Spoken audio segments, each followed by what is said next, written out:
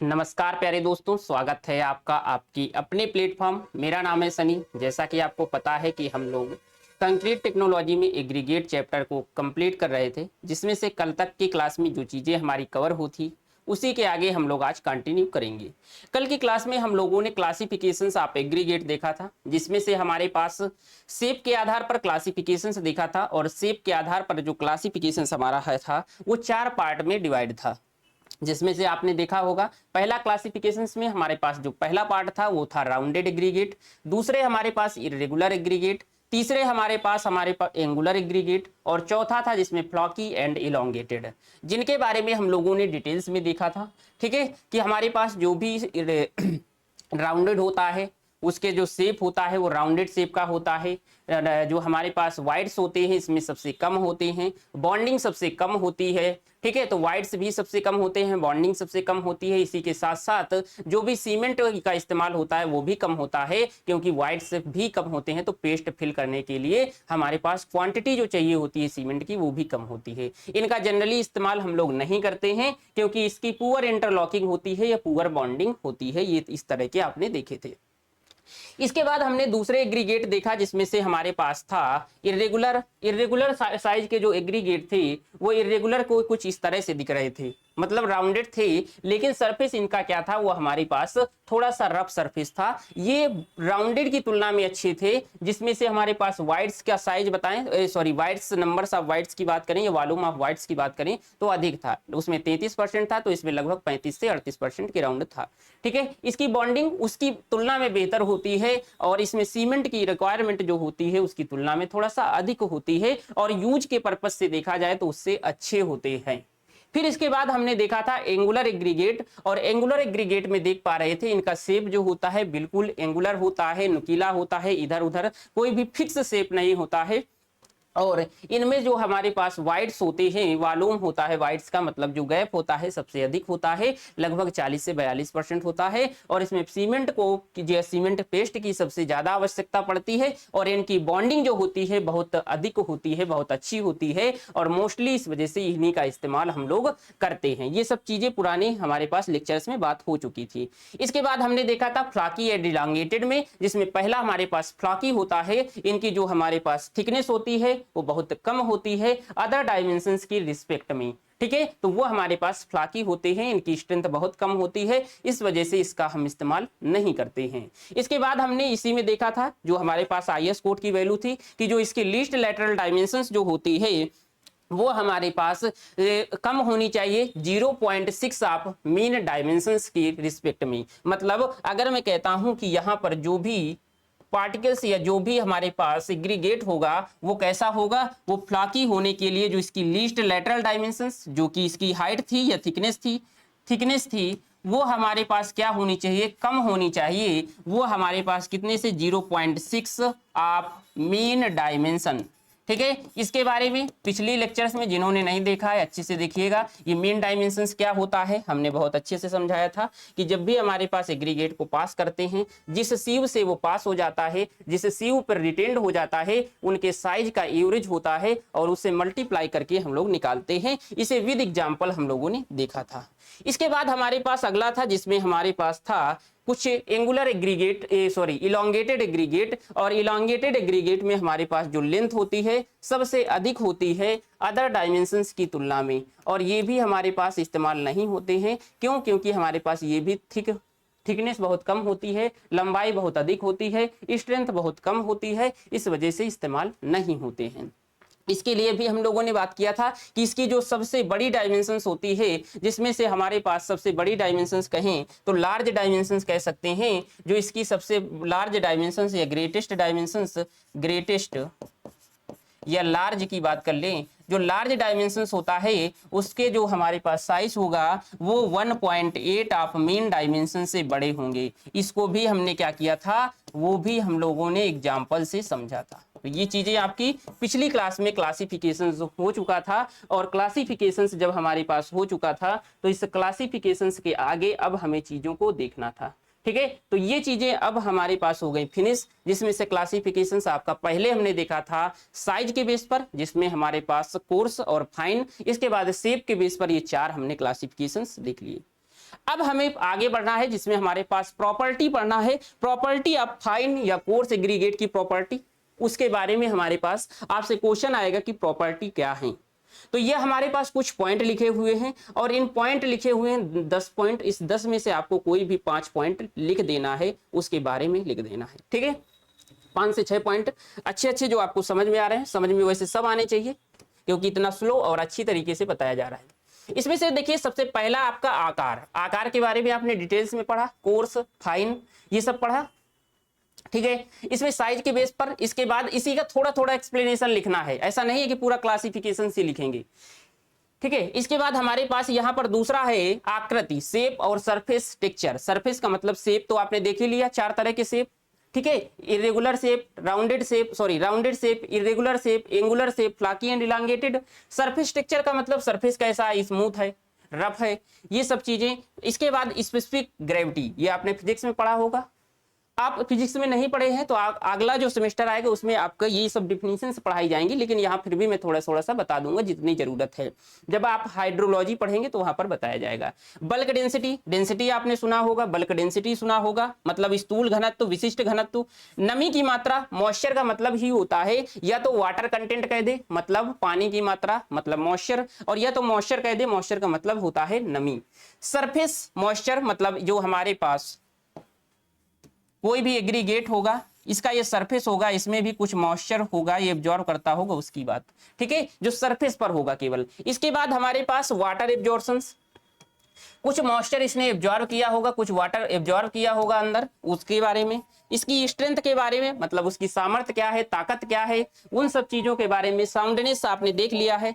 Unsoundness का मतलब था वॉल्यूम का इंक्रीमेंट होना, साउंडनेस का मतलब वॉल्यूम जैसा था वैसा ही वैसा रहना, कांस्टेंट रहना। टफनेस क्या होती है, टफनेस का मतलब होता है, हिंदी में इसे बोलते हैं चीमड़पन, मतलब टफनेस का मतलब होता है कि टफ होना चाहिए, आप उस पर स्क्रैच नहीं कर सकते, कोई भी लोडिंग डालेंगे तो वह हमारे पास किसी भी प्रकार का ऐसा नहीं है कि उसमें ब्रॉडली चेंजमेंट हो जाएगा, ठीक है। तो ये सब चीजें आपको पढ़ना है और इसी को 1 बाय 1 हम लोग कवर करने वाले हैं। जब आपका क्वेश्चन आएगा प्रॉपर्टी आप एग्रीगेट कहेगा या तो प्रॉपर्टी आप फाइन या कोर्स एग्रीगेट कहेगा, तो इसी से 5 पॉइंट आपको लिखना है, 5 या 6 पॉइंट, और आपके नंबर पूरे मिल जाएंगे, ठीक है। तो सबसे पहला आपको लिखना है आकार।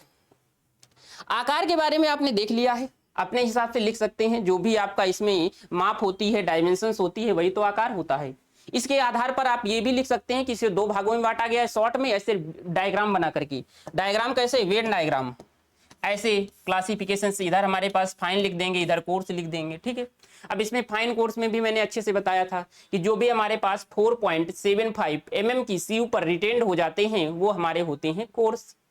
जो भी हमारे पास 4.75 mm सीयू से पास हो जाते हैं बट 75 माइक्रोन की सीयू पर रिटेन्ड हो जाते हैं वो थे फाइन एग्रीगेट, ठीक है। तो बस वही चीजें लिखना है, इससे कैसे चीजों को इफेक्ट करेगा, कैसे इसकी वर्कबिलिटी इफेक्ट होगी, कैसे हमारे पास कार्य क्षमता प्रभावित होगी, कैसे इसके सरफेस प्रभावित होंगे, ये सब चीजों के बारे में देखना है। देखिए इसमें हमारे पास एग्रीगेट के कणों के माप को उनका आकार कहते हैं। माप का मतलब ये जो हमारे पास साइज था, ये इसकी माप हो गई डायमेंशंस, और हमने मापा कैसे था, सीयू की मदद से, वो अभी मैंने बता दिया। इसके बाद the dimensions of aggregate particles is known as size. Aggregate का आकार कंक्रीट की मजबूती को प्रभावित करता है। जो एग्रीगेट का साइज होता है, आकार होता है, वो कंक्रीट की मजबूती को प्रभावित करता है। कैसे, हमने कहा था कल कि अगर हमारे पास बड़े साइज के एग्रीगेट होंगे तो उसकी स्ट्रेंथ अधिक होती है। क्या आपको याद आ रहा है, हमने कहा था जब कंक्रीट हम लोग बना रहे थे, और कंक्रीट जब बना रहे थे तो इसमें हम लोगों ने सबसे पहले यहां पर 3 चीजें मिलाई थी, जिसमें हमारे पास ये कोर्स वाले थे एग्रीगेट, ये हमारे पास ये फाइन वाले थे, ये कुछ फाइन वाले एग्रीगेट थे,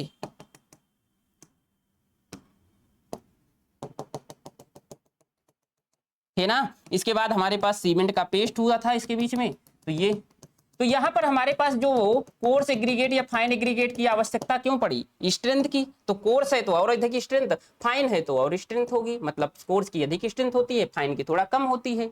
इसकी वजह से हमारे पास स्ट्रेंथ देने के लिए ही तो हम लोग यहाँ पर मिक्स कर रहे थे। तो ये चीजें पिछली चीजें से रिलेट कर रही हैं, इस वजह से मैं इस पर ज्यादा टाइम नहीं दूंगा। एग्रीगेट का आकार कंक्रीट की मजबूती, एग्रीगेट का आकार कंक्रीट की मजबूती को प्रभावित करता है। ये the size of aggregate effect the strength of concrete. उचित आकार से कंक्रीट की कार्यक्षमता एवं सघनता बढ़ती है। अगर शेप होगा, जैसे आपने देखा, आकार ज्यादा हमारे पास सब तरह का होना चाहिए, फाइन भी होने चाहिए, पार्टिकल्स कोर्स भी होने चाहिए। आपने देखा तो हमारे पास उससे कार्यक्षमता, वर्कबिलिटी कैसे इफेक्ट करती है और सघनता कैसे इफेक्ट करती है। मतलब अगर दोनों में कोई भी कमी हो जाएगी तो इसकी सघनता का मतलब होता है डेंसनेस। अधिक डेंस होगा तो अधिक स्ट्रेंथ होती है, लगभग, ऐसा नहीं कि हर जगह होती। डेंसिटी अगर अधिक है तो उसकी स्ट्रेंथ ज्यादातर केसों में अधिक ही होती है, और ये कंक्रीट के केस में भी होती है। ठीक, चलिए इसके बाद दूसरा आता है आकृति एवं सतही बनावट। आकृति का मतलब क्या हो गया, जो आपने शेप पढ़ा था वो आकृति हो गई। जो सतही बनावट हो गया, सरफेस से आपको दिख रहा था, यहां पर एग्रीगेट ये दिख रहा है, इस सरफेस की ही तो बनावट है। ऊपर से कैसे दिख रहा है सरफेस, यहां देख पा रहे हैं, इसकी रफ सरफेस दिख रही है ये, ठीक है। सरफेस यहां पर रफ दिख रहा है, खुरदुरा दिख रहा है, यहां देख पा रहे हैं स्मूथ दिख रही है सरफेस। तो यही तो हमारे पास सरफेस की बनावट है जो ऊपर से आप देख पा रहे हैं। चलो आओ इसमें क्या देखेंगे, देखिए एग्रीगेट जो होता है, एग्रीगेट के कणों का बाहरी स्वरूप तथा सतह की प्रकृति उसकी आकृति एवं सतही बनावट कहलाती है। द एक्सटर्नल फॉर्म, जो बाहर से दिखता है, एक्सटर्नल फॉर्म या बाहर का जो रूप होता है, and surface nature of aggregate particles is called shape. क्या बोलते हैं, शेप एंड सरफेस टेक्सचर। कोणीय एवं खुरदुरे एग्रीगेट की बॉन्डिंग बेहतर होती है। कल भी हमने कहा था कि जो कोणीय होगा मतलब एंगुलर होना चाहिए। सबसे अच्छा अभी भी बताया कि यही होता है, क्योंकि एंगुलर है, इसका कोई शेप ही नहीं है, कोई ऐसे जा रहा है, कोई ऐसे जा रहा है, कोई ऐसे जा रहा है, सब अलग अलग नेचर के हैं। इस वजह से इनकी बॉन्डिंग जो होती है वो बहुत बेहतर होती है, और स्ट्रक्चर जो इनको मिलाने से बनता है वो मजबूत बनता है। तो क्या होगा, कोणीय एवं खुरदुरे, जो कोणीय और खुरदरे साइज के एग्रीगेट हैं उनकी बॉन्डिंग बेहतर होती है। एंगुलर एवं rough aggregate provided better bonding. ठीक है, इसके बाद गोलाकार एग्रीगेट की कंक्रीट की कार्यक्षमता बढ़ाते हैं। Rounded aggregate improves the workability of concrete. अगर मैं इनकी जगह राउंडेड यूज कर लूं तो वर्कबिलिटी तो बढ़ जाएगी। और कल भी हमने कहा था कि अगर वाटर बढ़ाओगे, जिसे हमने कहा था कि आगे आप वाटर सीमेंट रेशियो पढ़ोगे, शॉर्ट में मैं लिख देता हूं, आप समझ जाएंगे। वाटर सीमेंट रेशियो हमने कहा था ना कल। अभी के लिए केवल वाटर याद रखिए, बाद में वाटर और सीमेंट का रेशियो होता है बाई वेट। ठीक है, ये बढ़ता है तो वर्कबिलिटी बढ़ती है, और वर्कबिलिटी बढ़ती है, वर्कबिलिटी का मतलब आसानी से आप काम कर सकते हैं। वर्कबिलिटी बढ़ती है, और अगर वर्कबिलिटी बढ़ती है तो बेटा स्ट्रेंथ क्या हो रही थी, कल भी हमने बताया था कि स्ट्रेंथ घट जाती है। ठीक है, इसी वजह से तो राउंडेड यूज नहीं कर रहे थे। राउंडेड की वर्कबिलिटी अधिक होती है बट स्ट्रेंथ कम होती है। हमने कहा एंगुलर यूज करना है, इसकी बॉन्डिंग अच्छी होगी, वर्कबिलिटी कम होगी, और वर्कबिलिटी कम होगी इसकी स्ट्रेंथ अधिक होगी, क्योंकि बॉन्डिंग बेटर दे रहा है। ये दोनों चीज तो लगभग लिख लेंगे क्योंकि पहले पढ़ चुके हैं। अब आता है स्पेसिफिक ग्रेविटी। इससे संबंधित सबसे पहले कुछ चीजें समझिएगा, तब आपको ये चीजें समझ में आएगी। आपने देखा होगा फिजिक्स में एक चीज पढ़ी होगी, डेंसिटी। डेंसिटी आपने पढ़ा है, सब लोगों ने पढ़ा होगा। चलो, डेंसिटी का मतलब होता है घनत्व, कितना कोई चीज घना है। आपने खूब देखा होगा कि सॉलिड की डेंसिटी अधिक होती है, वाटर की उससे कम होती है, और गैस की सबसे कम होती है। अगर मैं कहता हूं कि उसके पार्टिकल्स के बीच अट्रैक्शन बल जो होता है वो हमारे पास अधिक है, तो डेंसिटी अधिक होती है। ऐसे पढ़ा था आपने। चलो, यहां पर केवल आपको इससे मतलब है कि इसका फार्मूला क्या होता है, सबको पता होगा। डेंसिटी को किसी ने डी से रिप्रेजेंट किया होगा, किसी ने रो से रिप्रेजेंट किया, इसे रो बोलते हैं। जो इसको नहीं पता याद रखो, आप इसको डी भी लिख सकते हैं, मैं ये नहीं कहूंगा कि डी नहीं लिखेंगे, हो सकता है किसी ने डी पढ़ा हो। ठीक है, इसे बोलते हैं मास अपॉन वॉल्यूम। डेंसिटी क्या होती है, डेंसिटी जो होती है यूनिट वॉल्यूम पर का, हमारे पास जो एक यूनिट वॉल्यूम हम ले लेते हैं, कोई भी चीज हो सकती है, इसका हमें डेंसिटी चाहिए, इसका कोई यूनिट वॉल्यूम ले लीजिए, मतलब 1 मीटर क्यूब ले लेते हैं। इसका वॉल्यूम जितना 1 मीटर क्यूब वॉल्यूम लेते हैं उसको तौलते हैं, जो उसका मास आ जाएगा वही हमारे पास क्या होता है, density. Density is the mass per unit volume, density is the mass per unit volume, इतना पता है। अच्छा, हमें क्या करना है, दूसरी चीज होती है बल्क डेंसिटी। चलो, एक आएगा बल्क डेंसिटी। यहां पर हो सकता है बल्क डेंसिटी किसी ने ना सुना हो, इसे बोलते हैं स्थूल घनत्व। अभी तक आपको इतना ही बताया गया होगा कि बेटा जो डेंसिटी होती है वो मास अपान वॉल्यूम तो होती है, लेकिन बल्क डेंसिटी भी जो होती है मास अपान वॉल्यूम होता है ये भी। लेकिन इसमें क्या अंतर हो गया, इसको भी आप यही कर सकते हैं, मास अपान वॉल्यूम, ये टोटल वॉल्यूम होता है, टी रेफरेंस में है। अब इसका क्या मतलब है, हमारे पास कोई भी पार्टिकल्स था, मान लीजिए कंक्रीट था या कोई भी चीज था, कोई भी आप ले सकते हैं, ये पेन होगा, ये भी हमारे पास छोटे छोटे पार्टिकल से जो स्टाइलस से बना होगा, इसके बीच में हो सकता है छोटी छोटी एयर के गैप्स हों, मैंने इसमें दिख नहीं रहे हैं, लेकिन अंदर ऐसा नहीं है कि थोड़े बहुत एयर के पार्टिकल्स ना पेनिट्रेट हुए हों इसको मैन्युफैक्चर्ड करते समय। यहां पर फिर वही चीज आएगी कि यहां पर हमारे पास हमने कहा था जो भी कोर्स एग्रीगेट होते हैं इनके बीच जो वाइड्स होते हैं इनको फिल करने का जो काम करता है वो करता है फाइन एग्रीगेट, बताया था हमने। इसके बीच के जो वाइड्स होंगे वो कौन फिल करेगा, वो फिल करेगा आपका फाइन एग्रीगेट। लेकिन फाइन एग्रीगेट के बाद जो इसके बीच के गैप होंगे वो और छोटे होंगे, जिसको फिल करेगा सीमेंट का पेस्ट, ठीक है ना। ये सीमेंट का पेस्ट इसको क्या कर दिया, फिल कर दिया। अब देखेंगे इसके बीच में सीमेंट के पेस्ट के बीच में भी तो छोटे छोटे पार्टिकल्स होंगे, जहां पर एयर फिल हो गई होगी, दिखेगी नहीं, लेकिन हो सकता है बिल्कुल ना के बराबर होगी, क्योंकि एयर को आप कभी भी पूर्णतया रिमूव नहीं कर सकते, ये याद रखिएगा। कंस्ट्रक्शंस में वो वैक्यूम वाला सिस्टम नहीं है कि वहां पर पाइप लगा करके पूरी एयर को खींच लेंगे, ठीक है, वो यहां पर लागू नहीं होता है। तो यहां पर जो हमारे पास वॉल्यूम लेंगे, यहां पर वॉल्यूम हम लेते थे किसका, जो भी सॉलिड है उसका वॉल्यूम लेते थे। सॉलिड है कौन कौन सा, आप यहां पर ये देख रहे हैं कोर्स एग्रीगेट, यहां पर देख रहे हैं फाइन एग्रीगेट, यहां पर देख रहे हैं यहां पर जो हमारे पास सीमेंट पार्टिकल है, इन सब का वॉल्यूम हमारे पास यहां पर लिया जाता है। तो ये होता है हमारे पास जब वॉल्यूम इस लेते हैं, इसे बोलते हैं डेंसिटी। बल्क डेंसिटी में क्या था, बल्क डेंसिटी में टोटल वॉल्यूम ले रहे हैं। टोटल वॉल्यूम का मतलब इसमें जो हमारे पास कोर्स एग्रीगेट है, फाइन एग्रीगेट है, सीमेंट के पेस्ट हैं, सीमेंट के पेस्ट के बाद जो भी एयर भी होगी वो भी हमारे पास क्या होगी, वो भी हमारे पास ऐड की जाएगी और यहां पर आ जाएगा बल्क डेंसिटी, ठीक है। तो अब आप देख पा रहे होंगे कि इसके वॉल्यूम अधिक होगा क्योंकि वॉल्यूम यहाँ पर एयर का भी ऐड है, और इसका वॉल्यूम अधिक होगा, नीचे वाली वैल्यू बढ़ती है तो आपकी ऊपर वाली वैल्यू मतलब जो इक्वल वाली वैल्यू कम होती है, तो बल्क डेंसिटी थोड़ा सा कम होती है। ये बेसिक अंतर होता है, बाकी इसके बारे में डिटेल्स में आप जब आप पढ़ेंगे अगले सेमेस्टर में, जिसका नाम होगा हाइड्रोलॉजी, उसमें पढ़ाया जाएगा। दूसरी चीज अभी मैं पढ़ रहा था, बल्क डेंसिटी के बाद हमारे पास आता है specific gravity. Specific gravity generally आप लोगों ने पढ़ा होगा फिजिक्स में, स्पेसिफिक ग्रेविटी किसी ने जी से रिप्रेजेंट किया होगा। स्पेसिफिक ग्रेविटी क्या होता है, इसमें हमारे पास डेंसिटी होती है किसी भी चीज की, मान लीजिए इसकी हमें स्पेसिफिक ग्रेविटी निकालना है। स्पेसिफिक ग्रेविटी को बोलते हैं विशिष्ट घनत्व। इसका हमें डेंसिटी निकाल, इसकी हमारी स्पेसिफिक ग्रेविटी निकालना है, तो इसको हम क्या करेंगे, इसकी डेंसिटी लिख देंगे। जिसकी हमें स्पेसिफिक ग्रेविटी निकालना है, डेंसिटी आप बॉडी कर देते हैं या फ्लूइड कर देंगे, जो भी जिसकी भी निकालना हो वो ऊपर रखेंगे, बॉडी में बी बना रहा हूं, अपान डेंसिटी आप वाटर, बस ये होता है। इसे बोलते हैं स्पेसिफिक ग्रेविटी। बोलो इसे क्या बोलते हैं, स्पेसिफिक ग्रेविटी बोलते हैं, स्पेसिफिक ग्रेविटी।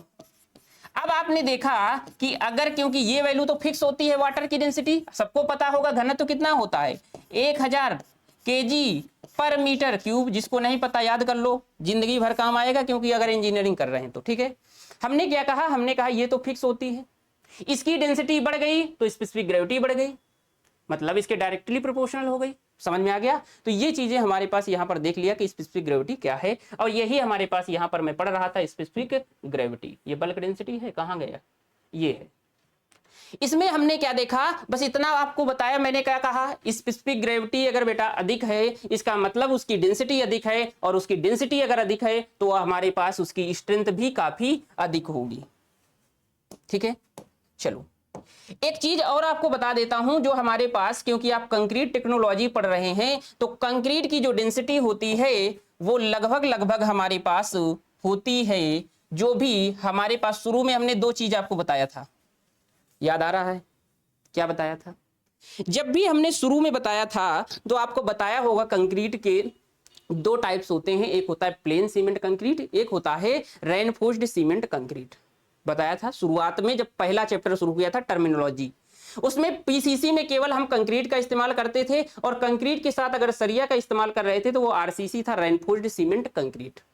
ठीक है, उसमें हमने आपको एक चीज नहीं बताई होगी शायद, लेकिन आपको अभी जानने की जरूरत नहीं है, लेकिन अभी आया है डेंसिटी तो मैं बता देता हूं। जो पीसीसी की डेंसिटी होती है वो होती है 2400। कितनी होती है? पीसीसी की जो डेंसिटी होती है, पीसीसी, पीपीसी लिख गया क्या, पीसीसी होगा, इसकी होती है 2400 केजी पर मीटर क्यूब। इसके बाद जो आरसीसी की डेंसिटी होती है वो हमारे पास होती है 2500 केजी पर मीटर क्यूब। लेकिन यहां पर हमें आवश्यकता पड़ी है किसकी? एग्रीगेट की। और एग्रीगेट की जो एवरेज डेंसिटी ली जाती है, लगभग ली जाती है 2700 केजी पर मीटर क्यूब। तो ये आपको याद रखने की आवश्यकता है ना। अभी तो इतना तो याद ही रख लीजिए, बाकी आप अगली सेमेस्टर में जब आरसीसी पढ़ेंगे तो ये आपको दोनों बताई जाएंगी। यहां जरूरत आई थी इस वजह से मैंने बता दी। तो यहां पर आप देख पा रहे होंगे बस वही चीजें हैं। स्पेसिफिक ग्रेविटी क्या था? एग्रीगेट के घनत्व और समान आयतन के जल के घनत्व के अनुपात को विशिष्ट गुरुत्व कहते हैं। एग्रीगेट का घनत्व जिसका हमने कहा था, जरूरी नहीं कि एग्रीगेट, यहां पर एग्रीगेट का निकाल रहे हैं इस वजह से एग्रीगेट ले रहे हैं। इसका हमें निकालना है स्पेसिफिक ग्रेविटी, इसकी हमने डेंसिटी फाइंड आउट कर ली, उसको डेंसिटी ऑफ वाटर से डिवाइड कर दिया। इसके हमें डेंसिटी पता करना है, स्पेसिफिक ग्रेविटी पता करना है, इसकी डेंसिटी निकाल ली, वाटर की डेंसिटी से डिवाइड कर दिया, स्पेसिफिक ग्रेविटी आ गई। बोलो, तो बस वही चीज यहां पर भी लिखी हुई है कि यहां पर हमारे पास कह रहा है एग्रीगेट घनत्व, एग्रीगेट के घनत्व और समान आयतन के जल के घनत्व के अनुपात को विशिष्ट गुरुत्व कहते हैं। The ratio of density aggregate to density of equal volume of water is called specific gravity. Aggregate की गुणवत्ता एवं मजबूती का संकेत है। कैसे है? हमने अभी बताया कि अगर स्पेसिफिक ग्रेविटी अधिक है इसका मतलब डेंसिटी अधिक है, डेंसिटी अधिक है तो इसका मतलब उसकी क्षमता अधिक है, मतलब स्ट्रेंथ अधिक है। सामान्य एग्रीगेट का विशिष्ट गुरुत्व कितना होता है? 2.5 से लेकर के 3 होता है के बीच ये रेंज है। हमने कहा था अभी एवरेज, एवरेज कितना होते हैं? एवरेज जो डेंसिटी होती है एग्रीगेट की वो हमने कहा 2700 होती है बेटा, 2700 केजी पर मीटर क्यूब। अब यहां पर स्पेसिफिक ग्रेविटी चाहिए तो स्पेसिफिक ग्रेविटी हमने क्या कहा? जी से निकाल लेते हैं या एस जी कर लेते हैं। डेंसिटी ऑफ एग्रीगेट, क्योंकि एग्रीगेट चाहिए, अपान डेंसिटी ऑफ वाटर निकाल लीजिए। यहां पर इसकी वैल्यू हो जाएगी 2700 और उसकी वैल्यू हमारे पास होती है वाटर की 1000 हमने बताया। काट पीट करके जब बराबर करेंगे तो ये वैल्यू आ जाएगी 2.7। इसकी कोई यूनिट नहीं होती, याद रखना। तो यहां पर जो वैल्यू आएगी वो 2.7, या तो आप इसकी रेंज याद कर लीजिए कि इसके बीच में होती है, ये नहीं याद कर पा रहे हैं तो 2.7 ही आपको याद रखना होगा। ठीक है, चलिए आ गया समझ में। आओ अगला हमारे पास होता है जिसका नाम होता है स्थूल घनत्व बल्क डेंसिटी। हमने डेंसिटी कहा मास पर यूनिट वॉल्यूम, अब bulk density mass per unit total volume जो लेते हैं, यहां पर हमारे पास कुल आयतन लेते हैं। चलिए यहां पर हमारे पास देखिए टोटल वॉल्यूम लेते हैं, इसको भी समझ लीजिएगा। एग्रीगेट के कुल आयतन सहित उपस्थित कुल भार को स्थूल घनत्व कहते हैं। ठीक है, यहां पर हमारे पास क्या होता है? यद weight of the aggregate per unit volume includes wide is called bulk density. ठीक है, इसके बाद देखिएगा ये एग्रीगेट की सघनता को दर्शाता है। हमने कहा था कि अगर डेंसिटी अधिक है, बल्क डेंसिटी है तो डेंसिटी ही, बल्क डेंसिटी और डेंसिटी दोनों अधिक है तो इसका मतलब हमारे पास जो सीमेंट होगी, ए सीमेंट कह रहा है एग्रीगेट होगी, उसकी स्ट्रेंथ भी क्या होगी? अधिक होगी। होगी कि नहीं होगी? होगी ना। अगर स्ट्रेंथ अधिक होगी तो हमने कहा इसकी सघनता, सघनता का मतलब होता है डेंसनेस। इसके बाद देखिएगा ये एग्रीगेट के आकार, आकृति तथा वाइड्स पर डिपेंड करता है। आकार अगर अधिक है तो उसकी डेंसिटी भी अधिक होगी। इसके बाद हमारे पास अगर मैं कहता हूं कि यदि एक मिनट, चलिए इसके बाद हमने कहा आकार अधिक था तो डेंसिटी अधिक होगी। इसके बाद आकृति पर भी डेंसिटी डिपेंड कर रही थी ना, क्योंकि बॉन्डिंग। हमने कहा आकृति आपने देखा, अगर मैं कहता हूं कि राउंडेड ले रहा हूं तो जो भी कंक्रीट बनेगा, कंक्रीट ब्लॉक बनेगा, उसकी डेंसिटी कम होगी बेटा। क्यों? क्योंकि वहां पर हमारे पास यहां पर स्ट्रेंथ भी कम होगी, याद रखना। ठीक है, अच्छा रिलेट करना सिखाएं क्या?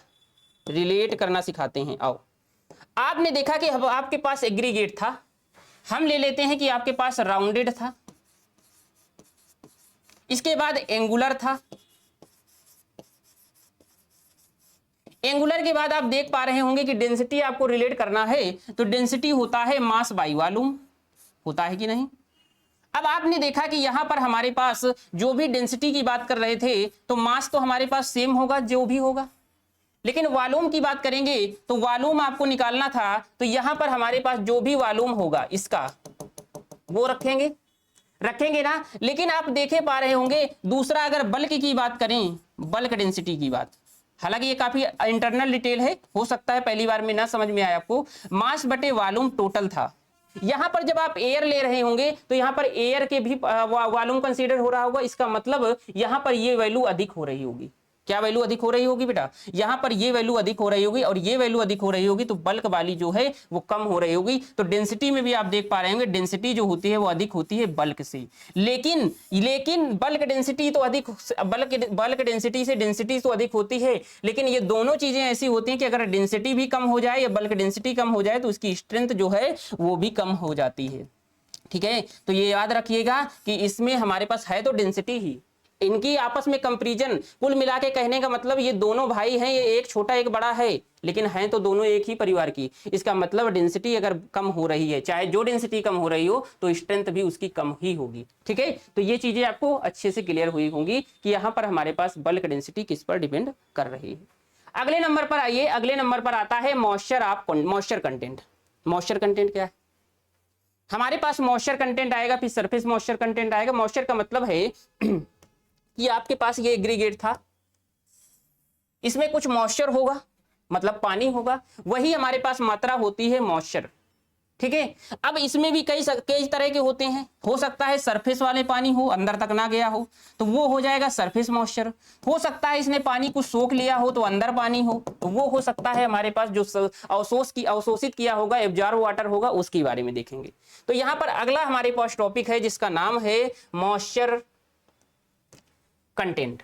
एग्रीगेट में उपस्थित कुल जल की मात्रा, कुल जल की मात्रा का मतलब ये सरफेस वाली, ये वाली भी, मॉइस्चर का मतलब टोटल यही तो हुआ कि मात्रा को नमी कहा जाता है। The total amount of aggregate present in water aggregate, total amount of water present in aggregate is called moisture content.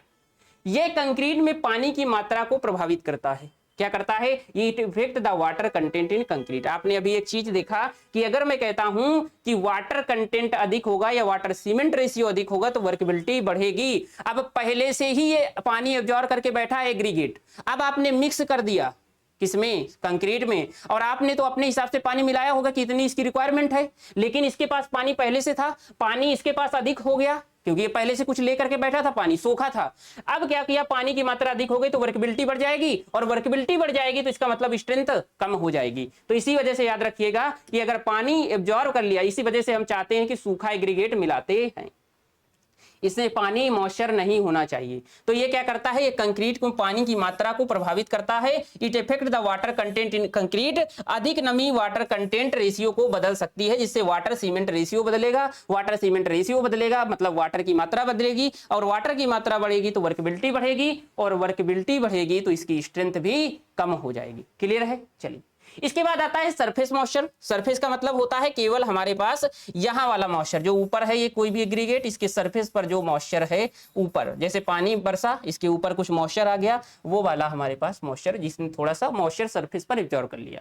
Aggregate के कणों की बाहरी सतह पर उपस्थित जल की सतही नमी कहते हैं। The water present on the outer surface of aggregate particles is called surface moisture. ये मिश्रण में अतिरिक्त पानी प्रदान करता है। फिर वही चीज हमने कहा, पानी तो इसके पास है, ये पानी अपना जैसे आपने जितना मिलाना था वो मिला दिया, ये पानी तो आपके लिए एक्स्ट्रा हो गया कंक्रीट में, फिर वही काम करेगा, अधिक पानी होगा, वाटर सीमेंट रेशियो बढ़ेगा, वाटर सीमेंट रेशियो बढ़ेगा तो इसकी स्ट्रेंथ कम होगी। ये मिश्रण में अतिरिक्त पानी प्रदान करता है, क्या वही चीजें हैं। It provide extra water to mix, ये कंक्रीट की कार्यक्षमता को प्रभावित करता है, मतलब कार्यक्षमता बढ़ाने का प्रयास करता है। प्रभावित करने का मतलब जो कार्यक्षमता थी उसको इफेक्ट करता है। अगला आइए फिर वाटर एब्जॉर्प्शन। वाटर एब्जॉर्प्शन का मतलब क्या है, ये फिर हमारे पास एग्रीगेट था, कुछ वाटर इसने एब्जॉर्ब कर लिया होगा, हो सकता है ये नदी के किनारे हो या नदी में ही पड़ा रहा हो, बहुत दिन से वाटर इसने एब्जॉर्ब कर लिया होगा। अब इसको आप यूज करेंगे तो धीरे धीरे पानी ये बाहर निकालेगा, फिर वाटर सीमेंट रेशियो इसका क्या होगा, बढ़ेगा, फिर स्ट्रेंथ घटेगी। इस वजह से जब आप चेक करते हैं तो जो भी हमारे पास एग्रीगेट आप इस्तेमाल करेंगे वो अधिक, जितना आपको एग्रीगेट यूज करना है उसका 5% से अधिक पानी एब्जॉर्ब नहीं करना चाहिए। जो वाटर एब्जॉर्ब है, वाटर एब्जॉर्प्शन इसमें लिखा नहीं है, वो अधिक नहीं होना चाहिए। किससे? 5% से, मतलब 5% से कम होना चाहिए, तब तो आप इसका इस्तेमाल करेंगे। लेकिन अगर 10% हो गया तो आप इसको रिजेक्ट कर देंगे। तो रिजेक्ट करने के लिए इसकी मात्रा अगर 10% हो गई बेटा, या 10% से अधिक हो गई तो रिजेक्ट हो गया। तो इसका मतलब आपके मन में डाउट आएगा, तो 5 से 10 के बीच में होगी तो क्या करेंगे? हमने कहा कि मान लीजिए आपके पास कुछ भी नहीं है, जैसे एक एग्जांपल से समझते हैं कि जैसे आपके पास खाने के लिए मान लीजिए सब कुछ है, अच्छी अच्छी चीजें हैं, ठीक है, अच्छे अच्छे पकवान है, तो आप क्या करेंगे? सबसे अच्छी अच्छी चीजें उठाएंगे। अब एक समय ऐसा आ गया कि मान लीजिए आपके पास केवल ऐसे है कि कल की रोटियां रखी हुई है, खाने के लिए दूसरा कोई ऑप्शन ही नहीं है, तो फिर मजबूरी में वो रोटियां खाएंगे, ठीक है। लेकिन अब ऐसा है कि वो रोटी बिल्कुल खराब हो चुकी है, फफूंद लग चुका है, तो चाहे जो कुछ हो जाए कि आप उसको खाएंगे क्या? नहीं खाएंगे। ऐसे ही यहां पर है कि वाटर एब्जॉर्प्शन 5% से अधिक नहीं होना चाहिए। लेकिन अगर मान लीजिए हमारे पास 6% हो गया तो हम चाह करके यूज कर सकते हैं, लेकिन 10% अगर हो गया तो फिर बिल्कुल ही नहीं यूज कर सकते, ये मतलब है, ठीक है। तो चलिए यहां पर देखिएगा, इसमें कह रहा है एग्रीगेट की जल को अपने अंदर सोखने की क्षमता को जल अवशोषण कहते हैं। The ability of aggregate to absorb water is called water absorption. कम जल अवशोषण वाला एग्रीगेट अधिक टिकाऊ होता है। हमने देखा क्या होता है? अधिक टिकाऊ होता है। Aggregate with low water absorption is considered more durable, अधिक ड्यूरेबल है। अधिक जल अवशोषण एग्रीगेट की छिद्रयुक्तता को दर्शाता है। छिद्रयुक्तता का मतलब पोर्स, पोर्स का मतलब वाइट्स, क्योंकि वाइट्स अधिक होंगे तभी तो ये एब्जॉर्ब करेगा। अगर ये पूरा हार्ड होगा तो उतना ज्यादा एब्जॉर्ब करेगा क्या? अगर इसके अंदर छेद होंगे, वाइट्स होंगे, तो उसी में तो पानी जाकर के वो अवशोषित करेगा। तो ये हमारे पास होता है। चलिए आगे बढ़े। आगे हमारे पास है अगला स्ट्रेंथ। स्ट्रेंथ का मतलब होता है ताकत, सामर्थ्य, जो भी कहना चाहें, शक्ति, वो हमारे पास होती है। भार को सहन करने की क्षमता, मतलब हमारे पास एग्रीगेट था, ये इसको आपने कंक्रीट में इस्तेमाल कर लिया होगा, तो ये ऊपर से कुछ लोड भी तो आ रहा है, बीम बना ली, बीम में ऊपर का लोड आ रहा होगा, छत का लोड आ रहा होगा, आप खड़े होंगे आपका लोड आ रहा होगा, ठीक है। तो इन सब चीजों का जो लोड आ रहा होगा इसको रजिस्ट कर रहा होगा, तो उसे बोलते हैं स्ट्रेंथ। अगर ये ब्रेक हो जाए तो ये क्या, उसकी स्ट्रेंथ अधिक होगी क्या? नहीं होगी। तो यही चीजें हैं, भार को सहन करने की क्षमता या भार को सहन करने की एग्रीगेट की क्षमता को सामर्थ्य कहते हैं। The ability of aggregate to withstand load is called strength. Withstand का मतलब होता है अप्रोच करना, मतलब उसका विरोध करना, सहना। इस उच्च सामर्थ्य वाला एग्रीगेट मजबूत कंक्रीट प्रदान करता है। अगर हाई स्ट्रेंथ एग्रीगेट है प्रोवाइड स्ट्रॉन्ग कंक्रीट। अगर हाई स्ट्रेंथ मतलब ताकत अधिक है तो जो हमारे पास यहां से कोई भी स्ट्रक्चर बनेगा वो हमारे पास अधिक सामर्थ्य का होगा कि नहीं होगा? यह कंक्रीट की संपीड़न सामर्थ्य को प्रभावित करता है। मतलब अगर मैं कहता हूं कि स्ट्रेंथ कम है तो संपीड़न सामर्थ्य भी कम होगी। संपीड़न सामर्थ्य उस दिन बताया था जब हमने सीमेंट का टेस्ट पढ़ा था, कंप्रेसिव स्ट्रेंथ ऑफ टेस्ट, जिसमें हमने एक ब्लॉक बनाया था। डायमेंशन सी हमारे पास 70.6 इंटू 70.6 इंटू 70.6 क्या mm में। इसके बाद हमने उसमें हाइड्रोलिक लोड लगाया था, जिसके सीटीएम मशीन या यूटीएम मशीन का इस्तेमाल किया था। दोनों तरफ से ऐसे कंप्रेस किया था। अगर उसके अंदर स्ट्रेंथ कम होगी तो ये जल्दी बेकार हो जाएगा, टूट जाएगा, ब्रेक हो जाएगा, क्रैक हो जाएगा, ठीक है। तो ऐसे ही कह रहा है ये कंक्रीट की संपीड़न सामर्थ्य को प्रभावित करता है। अगर इसकी स्ट्रेंथ अधिक है तो कंप्रेसिव स्ट्रेंथ अधिक होगी। स्ट्रेंथ का मतलब ही ताकत है, तो कंप्रेसिव स्ट्रेंथ भी अधिक होगी। स्ट्रेंथ कम है तो कंप्रेसिव स्ट्रेंथ भी कम होगी। अगला है साउंडनेस। साउंडनेस आपको पता है, अगर मैं कोई ऐसा एग्रीगेट ले लूं जो पानी पाते ही फूल जाए, फिर पानी कम हो जाए तो सिकुड़ जाए, तो वो बेकार है ना। आपने क्या किया, कोई भी कंक्रीट था जब आपने बनाया होगा और इस पर एग्रीगेट इस्तेमाल किया होगा, और एग्रीगेट जैसे ही इसको पानी मिला तो ये अनसाउंडनेस होने लगी, मतलब ये फूलने लगा। फिर पानी बाहर निकला, फिर ये क्या हो गया, सिकुड़ गया। अनसाउंडनेस का मतलब क्या था, कांस्टेंट होना। अनसाउंडनेस का मतलब वॉल्यूम में बढ़ना, जैसा वॉल्यूम था उससे ज्यादा हो जाना, यही था ना। अब आपने कहा बारिश हुई, इसको थोड़ा सा पानी मिल गया, फूल गया।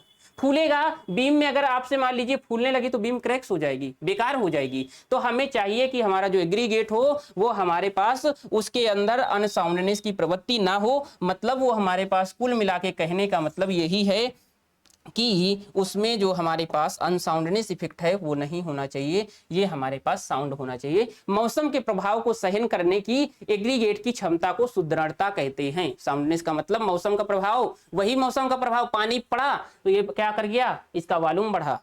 अगर इसके पास मौसम का इफेक्ट नहीं पड़ेगा तो इसमें पानी पाते ही इसका वॉल्यूम क्या होगा, कांस्टेंट रहेगा, बढ़ेगा नहीं, सेम रहेगा। तो यहां पर हमारे पास ये क्या हो गई, ये साउंडनेस हो गई। आप ये भी लिख सकते हैं कि वॉल्यूम इंक्रीज होना वो अनसाउंडनेस है, वॉल्यूम कांस्टेंट रहना साउंडनेस है। अच्छी the ability of aggregate to resist weathering effect is called soundness. अच्छी सुदृढ़ता वाला एग्रीगेट अधिक टिकाऊ होता है अगर मान लीजिए हमारे पास साउंडनेस इफेक्ट नहीं है।